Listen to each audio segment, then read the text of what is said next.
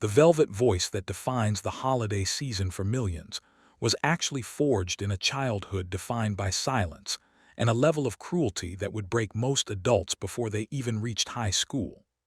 While the world knows Jonathan Antoine as the gentle giant of opera, our investigation into his early years reveals a starkly different reality than the one portrayed on television.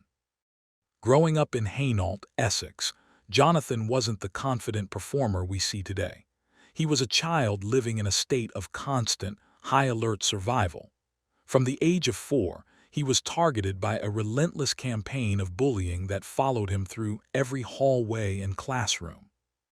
In a new-style retrospective, we see a young boy who was different in ways he couldn't yet explain, traits we now recognize as his neurodivergence, which made him an easy target for those who thrive on the vulnerability of others.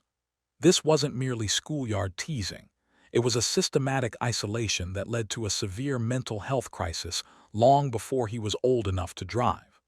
The shocking reality is that Jonathan nearly lost his battle with these internal demons. During his teenage years, the pressure reached a breaking point, leading to a nervous breakdown that saw him withdraw from the world entirely. He has since spoken about those darkest nights, where the light at the end of the tunnel seemed to have vanished completely. This period of his life was marked by a deep-seated fear of social interaction, a tragic irony for a man destined to stand before millions. When we listen to the soaring highs of his vocal range, we are hearing the sound of a survivor. The technical perfection of his voice isn't just talent. It's a shield he built to protect a soul that had been repeatedly bruised by the world around him. This foundation of pain is what gives his music its unique, haunting quality, proving that the most beautiful sounds often come from the most broken places. Behind the glitz of the Britain's Got Talent stage, a high-stakes psychological drama was unfolding that threatened to destroy a lifelong friendship for the sake of a corporate bottom line. When Jonathan stepped onto that stage with his singing partner Charlotte Jaconelli, the narrative was supposed to be about harmony, but the reality was a vicious, professional conflict initiated by the industry's most powerful mogul. Simon Cowell's immediate suggestion that Jonathan dump Charlotte was more than just a critique. It was a calculated business move designed to isolate the gold mine voice from the perceived weak link. For a young man who had spent his life being rejected, this was a terrifying moment of exposed vulnerability. He was being offered the world on a silver platter, but the price was his integrity. Our report shows that the pressure behind the scenes was immense. Industry insiders reveal that the temptation of a million-pound career path is often used as a lever to manipulate young talent into making ruthless decisions. Yet, Jonathan's refusal to abandon his partner became one of the most talked-about moments in the show's history. It was a rare instance of a contestant standing their ground against the Simon Cowell machine, but the victory came with a hidden cost. The duo was immediately thrust into a grueling schedule that left little room for personal recovery or mental health maintenance. They were no longer children, they were products.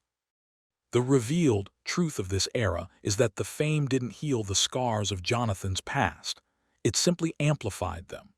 Every performance was a battle against the crippling anxiety that had haunted him since childhood, now magnified by the expectations of a global audience and the lingering resentment of a record label that didn't get exactly what they wanted. As his fame reached a fever pitch, Jonathan Antoine was quietly vanishing behind a mask of self-neglect, and a concerning lack of discipline that nearly ended his career in its tracks. Success in the music industry is often equated with a glamorous lifestyle, but for Jonathan, the reality was a shocking decline in his physical well-being. During his early 20s, the singer found himself in what he described as a terrible state.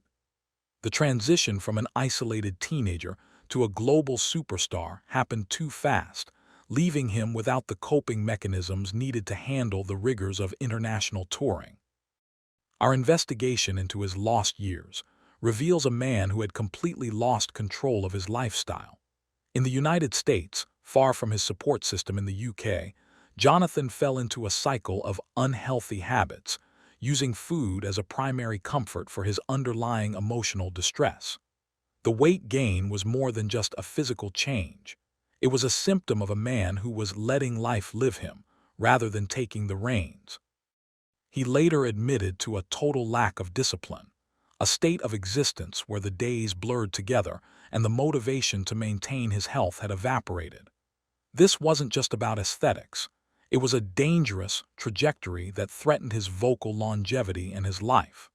The exposed reality of this period is that the voice of an angel was living in a body that was rapidly failing him. It took a moment of brutal self-reflection for him to realize that if he didn't change, the voice would be silenced forever. His subsequent weight loss of over 5 stone was not a vanity project. It was a desperate, hard-fought rescue mission for his own future. He began walking 10,000 steps a day, not in a gym, but in the real world, forcing himself to engage with the environment he had feared for so long. In a move that recontextualized his entire existence, Jonathan Antoine recently revealed a life-changing medical diagnosis that answered the questions he had been asking for 27 years. For nearly 3 decades, Jonathan moved through the world feeling like he was reading from a different script than everyone else. In 2022, he finally received the shocking news that he was on the autism spectrum. This wasn't just a label. It was the missing piece of a puzzle that had caused him decades of confusion and internalized shame. From a news perspective, this diagnosis serves as a crucial turning point in his narrative. It explains the unusual behaviors that the media had previously labeled as eccentricity or shyness.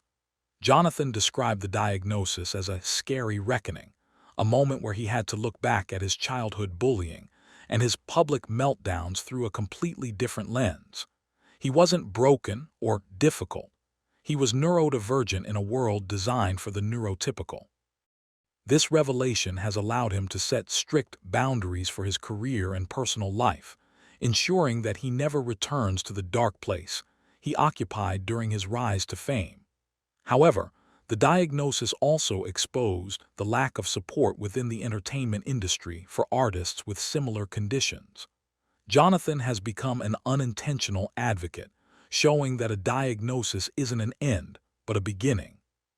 He now approaches his music with a heightened sense of self-awareness, using his platform to speak on the challenges of navigating fame while processing the world differently. This revealed truth has given his performance of the Christmas song a new layer of meaning. It is the sound of a man who finally understands who he is, and more importantly, why he is.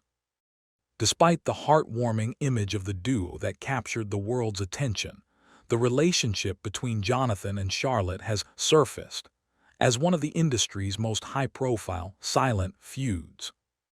The story the public was sold involved a bond that could never be broken, but the revealed aftermath of their professional split tells a much colder story. Our reporters have found that despite their shared history and the monumental success they achieved together, Jonathan and Charlotte Jaconelli have reportedly not spoken in years. This shocking disconnect raises questions about the true nature of their partnership during the height of their fame. Was the chemistry real, or was it a carefully curated image maintained for the cameras? Sources close to the industry suggest that the intense pressure of being a duo, especially when one member is singled out as the star, creates a toxic environment of resentment and unspoken conflict. While both have moved on to solo careers, the abrupt end to their communication suggests a deep-seated issue that neither has been willing to fully expose to the public. Jonathan has often spoken about his loyalty to Charlotte during the Simon Cowell era, making the current silence even more mysterious. In a recent interview, the revealed reality was that they simply moved in different directions, but the lack of even a basic friendship suggests a fracture that goes much deeper than career choices. For the fans who supported them, this cold reality is a bitter pill to swallow, proving that even the most harmonious voices can end in a discordant silence. As Jonathan takes the stage alone to sing the Christmas song, the empty space beside him serves as a poignant reminder of the challenges and sacrifices required to survive the spotlight. The extraordinary technical ability showcased in his latest work isn't just a product of practice. It's the final evolution of a man who had to overcome his own mind to survive. When we analyze Jonathan Antoine's performance of the Christmas song, we are looking at more than just a holiday tribute. We are looking at a triumph of the human spirit. The shocking journey from a bullied boy in Essex to a world-class tenor is a story of extreme resilience. His voice has matured into something revealed to be far more nuanced than his early days on reality TV. The unseen struggle of his autism diagnosis, his weight loss, and the painful end of his partnership have all been poured into his vocal technique. Experts suggest that his ability to convey such deep emotion in a standard like Chestnuts Roasting comes from his real-world experience with isolation and rebirth. He is no longer the scared teenager trying to please the judges.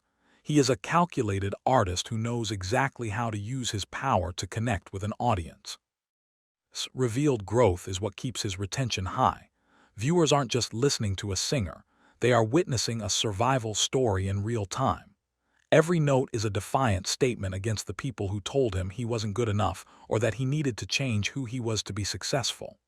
The revealed truth of Jonathan Antoine is that he didn't just find his voice.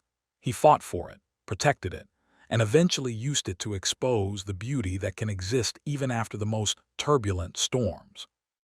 As he looks toward the future, the speculation remains. What heights can a voice like this reach now that the chains of his past